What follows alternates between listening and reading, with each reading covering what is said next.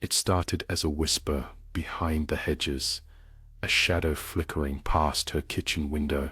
Amanda clutched her coffee mug tighter, peering into the dusk settling over Willow Lane. She told herself it was nothing, but the feeling lingered even as she tidied the family room for book club night. When the women arrived, chattering, laughing, the scent of wine and perfume heavy in the air, Amanda watched them like a shepherd watches sheep. The first hint of dread came when Ellen, breathless and grinning, asked if Amanda had seen the neighborhood bulletin. Missing pets, prowlers, a warning to stay vigilant. Amanda forced a nervous laugh. She chose a thriller for that night's book, a tale of suburban terror with a faceless stalker. Long after dusk yielded to night, the conversation turned uneasy as Amanda recounted how she'd glimpsed someone watching her from the sycamores. A nervous giggle rippled through the group, but Amanda saw suspicion smolder behind their eyes. She cleaned the wine glasses mechanically as the others debated fictional killers. Unrest thickened the air. The women shifted in their seats, glancing at curtained windows and locked doors.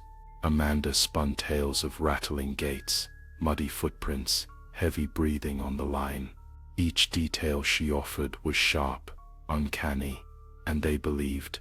How could they not? They'd known Amanda for years, shared school runs and PTA meetings, baked cookies in her oven. Still the unease grew. Amanda felt it echo inside her, hungry and wild. Her hands trembled as she poured another round. "Doesn't it feel like he's here, right now?" she whispered. The group huddled closer, their laughter forced and brittle, the story she'd conjured burrowing into their minds as shadows thickened. No one noticed at first how the room chilled, how the wind scratched the window panes, but Amanda did. She always did.